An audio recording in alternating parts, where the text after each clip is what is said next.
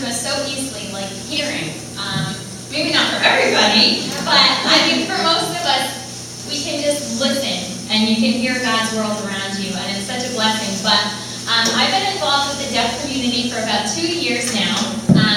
I first started getting interested, I guess, like 2 years ago. I was at just a store, I guess shopping with my mom, and I saw 2 deaf people communicating, and I thought it was so beautiful. Their language was so cool. So I took a class at County. I go to SECC. So I signed up for it, and I loved it from day one.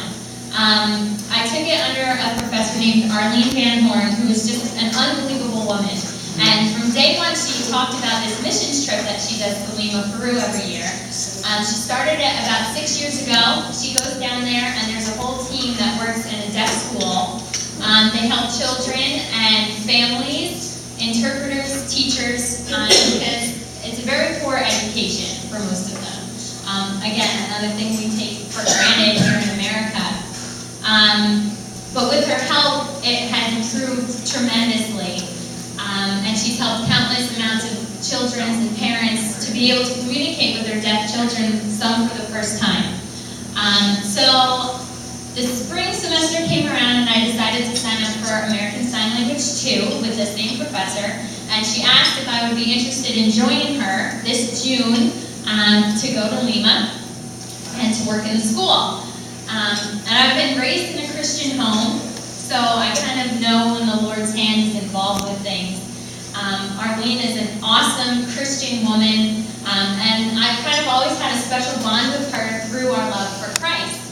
I've always loved kids. I work with our Sunday school. I love sign language, plus doing the Lord's work. I mean, this was the perfect missions trip for me to get involved with, so of course I said yes. I leave on June 26th, so immediately after I said yes, I began to ask for help for fundraising. I needed $1,500 to be able to go by January, so in November I started asking for help immediately from our church. I sent out a little letter with my mom's Christmas greeting cards.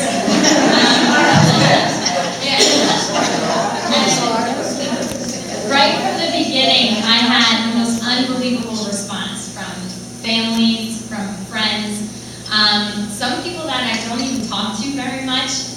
Even the trainer at the gym that I go to has sponsored me. So I've also been able to collect over 50 hearing aids at this point to bring down with me, that some of these kids will now be able to hear even just a little bit better, is a lot better than it was before. So that's definitely the Lord at work. I mean, He puts us into other people's lives for a reason.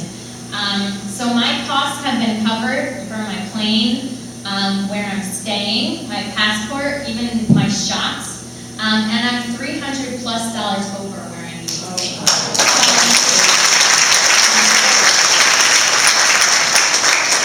So now I'll be able to make a donation to the school's first ever library for some buses that these kids will be riding on for the first time.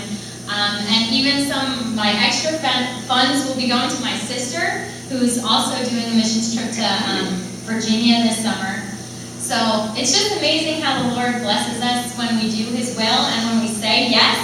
And although I'm terrified, especially of the flight, I know that His best interest is at hand, and this is really going to be the chance of a lifetime.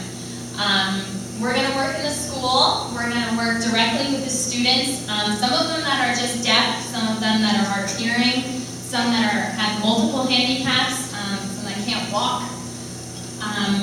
But some of them will now be communicating for the first time with their families when I'm down there. So it's going to be such a blessing.